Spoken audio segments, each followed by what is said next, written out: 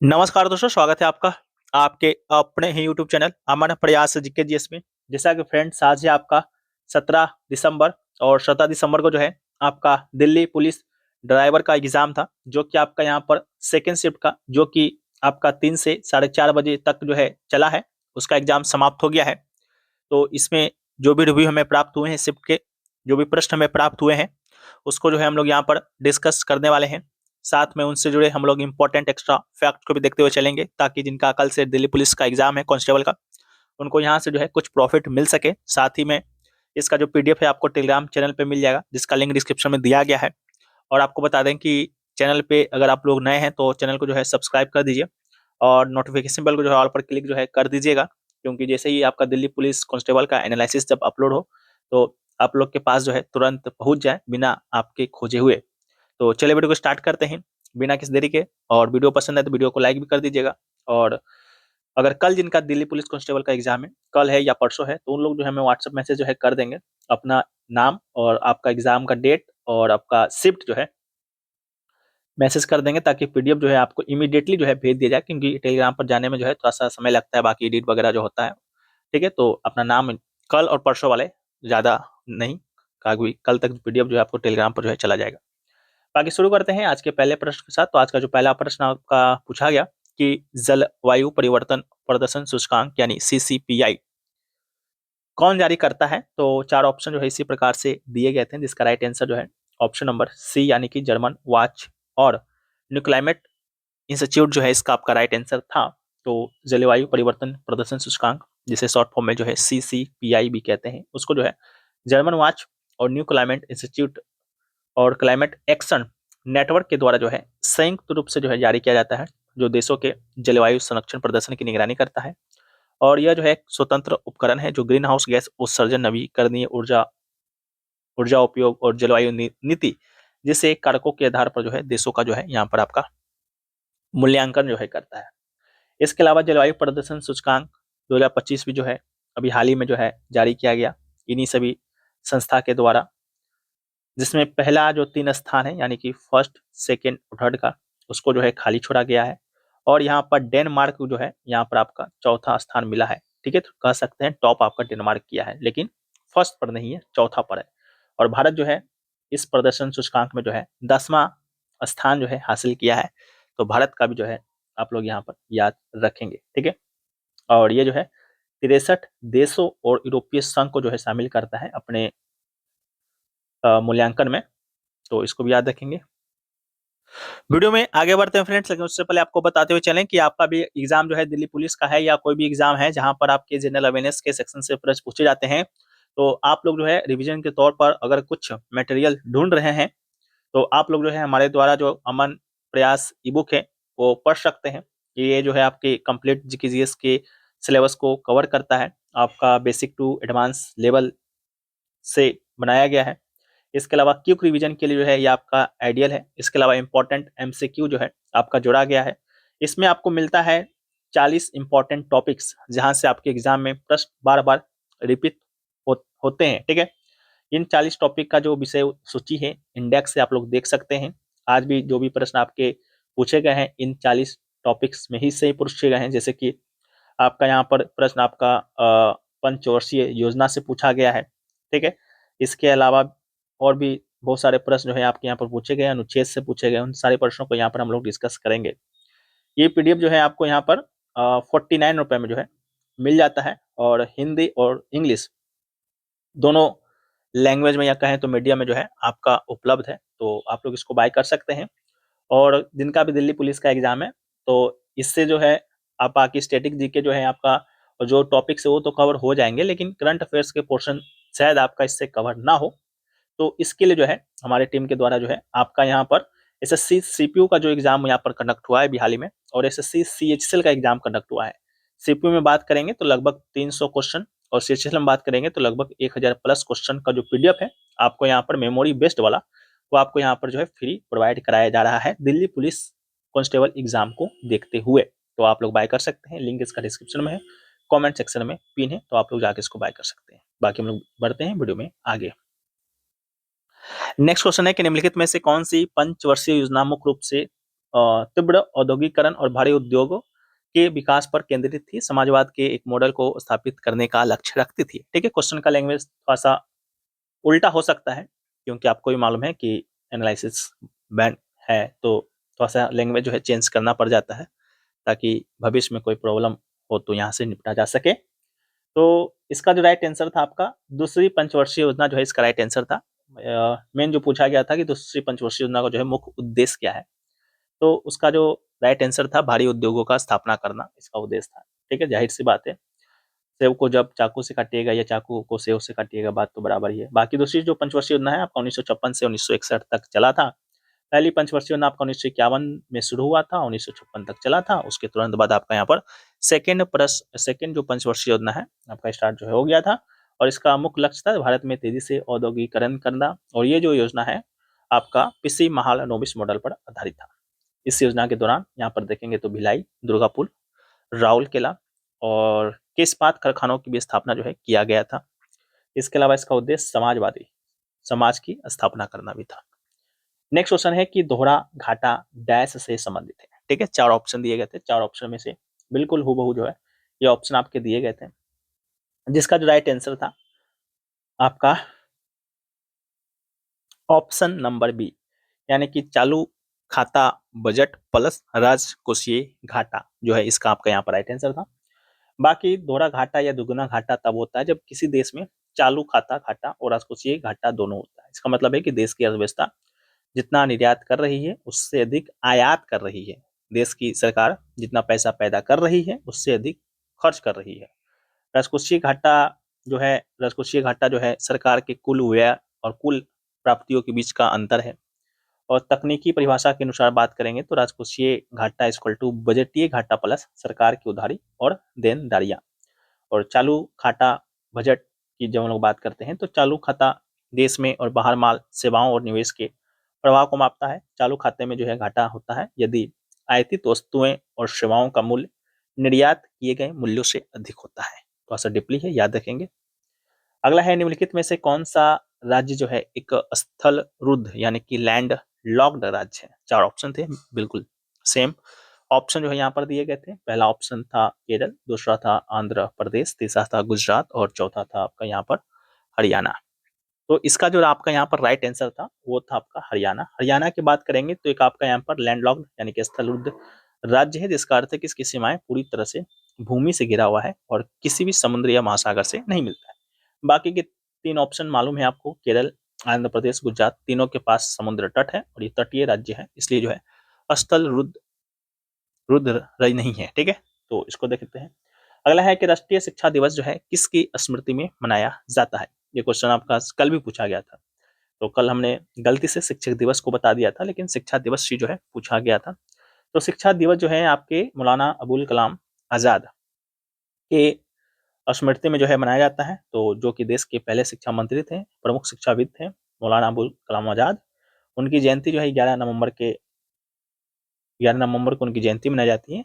और उसी दिन जो है राष्ट्रीय शिक्षा दिवस भी मनाया जाता है। जो भारत की शिक्षा प्रणाली के शिल्पकार थे और शिक्षा को राष्ट्र निर्माण का आधार मानते थे, और यह दिन भारत के शिक्षा और एकता के अग्रदूत के रूप में उनके योगदान को याद दिलाता है। तो ये क्वेश्चन पूछा गया था। इसके अलावा बढ़ते हैं हम लोग नेक्स्ट क्वेश्चन की तरफ। तो नेक्स्ट क्वेश्चन जो है आपका यहाँ पर पूछा गया कि 1971 का जो है पहला हॉकी विश्व कप फाइनल जो है किस स्टेडियम या स्थान पर खेला गया था। 4 ऑप्शन जो है यहाँ पर आपके दिए गए थे। 4 ऑप्शन में से जो सही आंसर था वो था बार्सिलोना, जो कि पड़ता कहाँ है, स्पेन में। तो बार्सिलोना स्पेन आपका ऑप्शन दिया गया था, जो कि राइट आंसर था।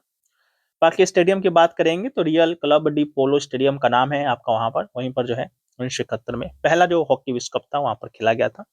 और इसका जो फाइनल मैच है आपका यहाँ पर 24 अक्टूबर 1971 को फाइनल और स्पेन के बीच जो है हुआ था, और जिसमें पाकिस्तान ने जो है स्पेन को 1-0 से हराकर जो है खिताब जीता था।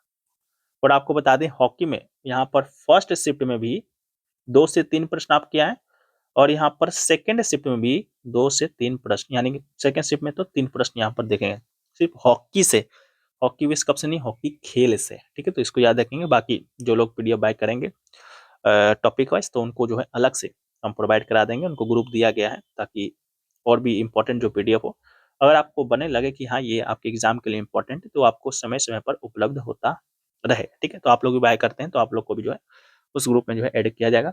बाकी हॉकी विश्व कप की बात करते हैं तो पहला 1971 में हुआ, पाकिस्तान जहां पर जीता, किसको हराकर, स्पेन को हराकर। ठीक है, 1-0 से। वहीं पर भारत की बात करते हैं तो भारत जो है पहली बार आपका 1975 में जो है हॉकी विश्व कप जो है जीता था। ठीक है, किसको हराकर, पाकिस्तान को ही हराकर, तो इसको भी याद रखेंगे। ये जो 1975 का जो हॉकी विश्व कप है आपका कुआलालंपुर में हुआ था, मलेशिया में। ठीक है, तो इसको भी याद रखेंगे। इसके अलावा महिला की बात करेंगे, भारतीय महिला हॉकी टीम की, तो वो आपकी 1976 में जो है पहली बार आपका यहाँ पर महिला वाला हॉकी विश्व कप हुआ था, और जिसके विनर था वो था आपका नीदरलैंड। ठीक है, ये कहाँ पर हुआ था, ये हुआ था आपका अर्जेंटीना में। ठीक है, तो इसको भी याद रखेंगे। अगला है कि गोपाल कृष्ण पै के द्वारा लिखित प्रसिद्ध पुस्तक स्वप्न शाश्वत मूल रूप से किस भारतीय भाषा में लिखा गया था। ठीक है, तो मूल रूप कब पूछा गया था, तो इसका राइट आंसर जो है कन्नड़ भाषा हो जाएगा। गोपाल कृष्ण पै के द्वारा लिखित प्रसिद्ध पुस्तक स्वप्न सारस्वत जो है यहाँ पर आपके कन्नड़ भाषा में जो है लिखा गया था। तो कन्नड़ भाषा जो है यहाँ पर आपका इसका राइट आंसर था। ठीक है, इसके अलावा कन्नड़ भाषा आप लोग को मालूम होगा, ये जो कन्नड़ भाषा है ये आपके क्लासिकल लैंग्वेज भी है, या कहें तो आपके यहाँ पर शास्त्रीय भाषा भी है। ठीक है, इसके अलावा जो है 2008 में इस भाषा को जो है शास्त्रीय भाषा का दर्जा जो है प्रदान किया गया था कन्नड़ को। और ये पुस्तक जो है सारस्वत समुदाय के इतिहास और गोवा से उनके प्रवास पर आधारित है। और आपको बता दें कि 2011 में साहित्य अकादमी पुरस्कार से भी सम्मानित जो है ये पुस्तक है। इसके अलावा आपको बता दें कि इस उपन्यास का हिंदी, अंग्रेजी और मराठी, मलयालम और तमिल सहित कई अन्य भाषाओं में जो है इसका अनुवाद भी किया जा चुका है। ठीक है, तो इसको भी याद रखेंगे। इसके अलावा जो है हम लोग नेक्स्ट क्वेश्चन की तरफ बढ़ते हैं, तो हमारा जो नेक्स्ट क्वेश्चन है वो आपका यहाँ पर पूछा गया कि भारत की पहली पूर्णकालिक महिला वित्त मंत्री। तो भारत की पहली महिला पूर्णकालिक महिला वित्त मंत्री कल भी पूछा गया था। ठीक है, तो इसका राइट आंसर निर्मला सीतारमन हो जाएगा। ठीक है, पहली पूर्णकालिक महिला वित्त मंत्री निर्मला सीतारमन जी हैं, जिन्होंने 31 मई 2019 को जो है यह पदभार संभाला है। तब से इस भूमिका में वर्तमान में भी जो है आपके यही है, और पूरी तरह से संभालने वाली जो है ये पहली महिला, जबकि इंदिरा गांधी जो है पहले वित्त मंत्री के रूप में कार्य किया था, लेकिन वो जो कार्य किए थे वो आपके किए थे कार्यवाहक वित्त मंत्री के रूप में, ना कि पूर्णकालिक वित्त मंत्री के रूप में। अगला है हॉकी टीम में गोलकीपर सहित कुल कितने खिलाड़ी मैदान पर एक साथ खेलते हैं, ये भी प्रश्न आपके एग्जाम में पूछा गया, जिसका राइट आंसर जो है आपका 11 था, ऑप्शन नंबर सी। ठीक है, तो मैदानी हॉकी गोलकीपर सहित एक टीम में जो है कुल 11 खिलाड़ी मैदान पर एक साथ खेलते हैं, जिसमें एक गोलकीपर, 10 फील्ड खिलाड़ी, डिफेंडर, मिडफील्डर, अटैकर होते हैं जो फुटबॉल के समान ही हैं। जबकि आइस हॉकी अलग है, फील्ड हॉकी अलग है। आइस हॉकी में 6 खिलाड़ी, 5 स्केटर प्लस 1 गोलकीपर खेलता है, तो इसको भी जो है आप याद रखेंगे। बढ़ते हैं नेक्स्ट क्वेश्चन की तरफ। तो हमारा जो नेक्स्ट क्वेश्चन है वो पूछा गया कि भारतीय पुरुष हॉकी टीम की ओलंपिक में लगातार 30 मैचों की जीत का सिलसिला जो है किस वर्ष यहाँ पर समाप्त हुआ था। ठीक है, तो इसका राइट आंसर जो है 1960 था। भारतीय पुरुषों की टीम के ओलंपिक में लगातार 30 मैचों की जीत का जो सिलसिला है 1960 में समाप्त हुआ था।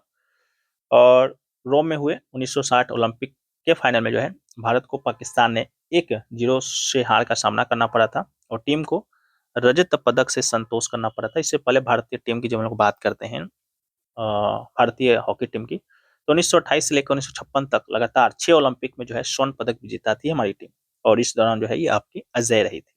ठीक है, लेकिन 1960 में पाकिस्तान के द्वारा रोम में हुए ओलंपिक में जो है हार का सामना करना पड़ता है, साथ में गोल्ड मेडल भी हम लोग चूक जाते हैं, और यहाँ पर रजत रजत पदक से ही जो है संतोष करना पड़ता है। ठीक है, तो इसको याद रखेंगे। नेक्स्ट क्वेश्चन है कि चाप चारकुट त्योहार जो है भारत के किस राज्य में जो है मुख्य रूप से जो है बनाया जाता है। लेकिन क्वेश्चन जो है आपका यहाँ पर जनजाति से संबंधित पूछा गया था कि चाप चारकुट महोत्सव वो त्योहार जो है कौन सी जनजाति बनाती है। ठीक है, तो यहाँ पर ऑप्शन में आपका मिजो दिया गया था। ठीक है, तो मिजो जनजाति जो है इसका राइट आंसर था। ठीक है, बाकी चाप चारकुट महोत्सव जो है आपका यहाँ पर मिजोरम में बनाया जाता है, जो कि मिजो लोग का सबसे बड़ा और लोकप्रिय वसंत त्योहार है। झूम खेती के कठिन काम जंगल की कटाई के पूरा होने के बाद मार्च के महीने में पारंपरिक उत्साह बास नृत्य चेराव, ये भी याद रखिएगा, चेराव जो कि बास नृत्य है ये भी आपका मिजोरम से ही संबंधित है और सांस्कृतिक प्रदर्शन के साथ मनाया जाता है। ठीक है, तो इसको याद रखेंगे, पूछा गया। अगला है when was the first inter state council form, यानी कि पहली अंतर्राज्यीय परिषद की स्थापना किस वर्ष किया गया। राइट आंसर जो है 1990 हो जाएगा। ठीक है, तो पहली अंतर्राष्ट्रीय परिषद यानी इंटर स्टेट काउंसिल का गठन 28 मई 1990 को जो है भारत के राष्ट्रपति के आदेश के द्वारा किया गया था। इसे जो है सरकरिया आयोग किस सरकरिया कमीशन की सिफारिश के आधार पर जो है संविधान के अनुच्छेद 263 के तहत जो है स्थापित किया गया था। इसका उद्देश्य केंद्र और राज्यों के बीच बेहतर समन्वय स्थापित करना। इसकी पहली बैठक 1991 में हुई थी। तो यहाँ पर सरकरिया आयोग की जब हम लोग बात करते हैं तो इसका संबंध किससे है, केंद्र और राज्यों के बीच संबंध को स्थापित करने को लेकर है, तो इसको भी याद रखिएगा। अगला है मुख्यमंत्री माझी लड़की बहन योजना जो है किस राज्य सरकार के द्वारा शुरू किया गया था। ठीक है, तो योजना जो है हाल ही में आपके महाराष्ट्र होगा, तो महाराष्ट्र के द्वारा जो है शुरू किया गया था मुख्यमंत्री माझी लड़की बहन योजना, महाराष्ट्र सरकार के द्वारा। ये योजना की जब हम लोग बात करते हैं तो ये योजना मध्य प्रदेश की लाडली बहन योजना के समान है और इसका उद्देश्य राज्य की महिलाओं को वित्तीय सहायता प्रदान करके उन्हें आर्थिक रूप से सशक्त बनाना है। इस योजना के तहत 21 वर्ष से लेकर 65 वर्ष की आयु तक की महिलाओं को प्रति माह 1500 रुपए की वित्तीय सहायता सीधे उनके बैंक खाते डीबीटी के माध्यम से प्रदान की जाती है। ठीक है, डीबीटी का मतलब है कि आधार से आपका जो बैंक खाता लिंक रहेगा उसमें जो है डायरेक्ट पैसे जो है आपके यहाँ पर चले जाएंगे। ठीक है, तो ये क्वेश्चन भी जो है पूछा गया। अगला है कि भारत के इतिहास में सबसे पहले किन शासकों ने जो है अपने सिक्कों पर जो है राजाओं की तस्वीर और नामांकित करवाए। 4 ऑप्शन दिए गए थे जिसमें से राइट आंसर था इंडो ग्रीक शासकों के द्वारा। ठीक है, तो भारतीय इतिहास में इंडो यूनानियों ने सर्वप्रथम आपके यहाँ पर शासकों के नाम और चित्र वाले जो है सिक्के जारी किए थे। ये नवाचार भारत में सिक्का ढलाई के इतिहास में महत्वपूर्ण विकास था। इसके अलावा इंडो यूनानी सिक्के अपनी उच्च कलात्मक गुणवत्ता और ग्रीक शिलालेखों के लिए जो है उल्लेखनीय थे। और सबसे प्रसिद्ध इंडो यूनानी शासक में मिनांडर प्रथम, जिसने 2री शताब्दी ईसा पूर्व में शासन किया था, उसको याद रखना है।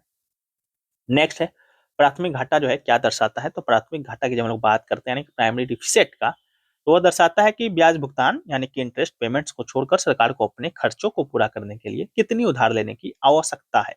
यह बताता है कि सरकार का मौजूदा खर्च कितना है और भविष्य के लिए कितना कर्ज बढ़ रहा है। तो देश की वित्तीय सहायता उधारी की वास्तविक जरूरत का एक महत्वपूर्ण संकेतक है। ठीक है, तो इनमें से ही कोई एक ऑप्शन आपका मिलता जुलता होगा जो कि आपका यहाँ पर राइट आंसर हो जाएगा। अगला क्वेश्चन जो है वो आपका यहाँ पर पूछा गया कि कबड्डी के नियम के अनुसार जो है कौन सा टैकल का तरीका जो है यहाँ पर अवैध माना जाता है। ठीक है, अमान्य माना जाता है। यहाँ पर जो 4 ऑप्शन दिए गए थे, एक था आपका एंकल होल्ड, क्या था, एंकल होल्ड था। दूसरा जो ऑप्शन था वो था आपका यहाँ पर थाई होल्ड। ठीक है, थाई होल्ड था। तीसरा जो ऑप्शन था वो था आपका वेस्ट यानी कि कमर होल्ड। और चौथा जो ऑप्शन था वो था आपका हेड यानी ग्रिप होल्ड। ठीक है, जिसका राइट आंसर भी जो है आपका हेड यानी कि ग्रिप होल्ड ही था। कबड्डी में डिफेंडर के लिए रेडर के सिर के समान जो है गर्दन को पकड़ना या उस पर अत्यधिक बल प्रयोग करना जो है गंभीर फाउल जो है माना जाता है। ठीक है, जो कि आपका यहाँ पर राइट आंसर था हेड ग्रिप फाउल। ठीक है, बाकी एबीसी जो है आपका वेद था। तो यहाँ पर जो है गर्दन यानी बालों को पकड़ना इस ऑप्शन के अकॉर्डिंग सही था, लेकिन वहाँ पर जो है आपका हेड ग्रिप होल्ड दिया गया था जो कि आपका यहाँ पर राइट आंसर था। बाकी और भी अवैध तरीका है जैसे गले से पकड़ना, चेक होल्ड, बाल खींचना, कपड़े पकड़ना, उंगलियां नाक मरोड़ना, जानबूझकर चोट पहुंचाना, ये सभी जो है आपका फाउल है। अगला है यदि 20 का संबंध जो है 524 से है तो उसी तर्क के आधार पर जो है 24 का संबंध जो है किससे होगा। ये आपका क्वेश्चन जो है पूछा गया था किसमें, मैथ में, जिसका राइट आंसर था 724। ठीक है, तो 724 जो है इसका यहाँ पर जो है राइट आंसर जो है हो जाएगा। ठीक है, इसके अलावा जो है आपका जो क्वेश्चन पूछा गया मैथ में ही, वो यहाँ पर पूछा गया कि एक व्यक्ति जो है 2 वस्तु को जो है प्रत्येक 25 रुपये में बेचता है और एक वस्तु पर जो से 10% का लाभ होता है, दूसरी वस्तु पर से 10% की हानि होती है, तो पूरे लेन देन में कुल लाभ प्रतिशत जो है कितना होगा। तो लाभ प्रतिशत पूछा गया था। तो लाभ प्रतिशत की जब हम लोग बात करते हैं ना, तो लाभ प्रतिशत यहाँ पर तो हुआ नहीं था, लेकिन यहाँ पर 1% की हानि जरूर हुई थी। क्वेश्चन में थोड़ा सा मिस्टेक होगा, हालांकि जो हमें भेजे वो इतना ही जो है भेजे थे, बाकी जो लोग एग्जाम देकर आए बताइएगा। अगला क्वेश्चन जो है कि साधारण ब्याज पर एक निश्चित धनराशि 3 साल में 1240 हो जाती है और 6 साल में 1460 हो जाता है, तो मूलधन यानी प्रिंसिपल ब्याज दर यानी रेट ऑफ इंटरेस्ट जो है ज्ञात करना था, जिसका राइट आंसर जो है यहाँ पर 1024। मूलधन जो है 1020 जो है इसका आपका राइट आंसर होगा। 1024 आपका वो MB याद आ गया, ठीक है। इसके अलावा जो है क्वेश्चन आपका यहाँ पर और पूछा गया था कि 2002 ओलंपिक 2002 ओलंपिक में जो है 10 मीटर शूटिंग में जो है कौन जीता था गोल्ड या मेडल, जो भी पूछा गया हो, ठीक है। तो 2002 की जब हम लोग बात करते हैं तो 2002 में ओलंपिक हुआ होगा, लेकिन मुझे तो मालूम नहीं है कि हुआ कि नहीं हुआ, तो लेकिन एक बार जो है आप लोग इसको बताइएगा। जैसे यहाँ पर जो है 10 मीटर एयर फाइल में जो है एक नाम हमें पता है आपका अंजलि भागवत का, ठीक है। इन्होंने जो है 2002 में 10 मीटर एयर राइफल में जो है वर्ल्ड नंबर बनी थी, लेकिन ओलंपिक में जीती थी कि नहीं ये नहीं पता चल पाया है। तो बाकी आप लोग जो है कमेंट सेक्शन में हमें बताएंगे, हमें पता है जो लोग एग्जाम देकर आए हैं। बाकी अभी तक हम जो है हमें इतने ही प्रश्न मिले हैं, और भी प्रश्न मिलेंगे तो PDF में शामिल कर देंगे। PDF जैसा कि टेलीग्राम पर हम भेज देंगे। बाकी दिन का एग्जाम है कल दिल्ली पुलिस का, वो लोग हमें 3 चीज़ व्हाट्सअप करेंगे, नाम, डेट और आपका शिफ्ट कौन सा है, तभी जो है PDF आपको भेजा जाएगा। इसके अलावा कुछ मत सेंड कीजिएगा। चलिए मिलते हैं नेक्स्ट वीडियो में, जब तक के लिए जय हिंद फ्रेंड्स। वंदे मातरम, वंदे मातरम।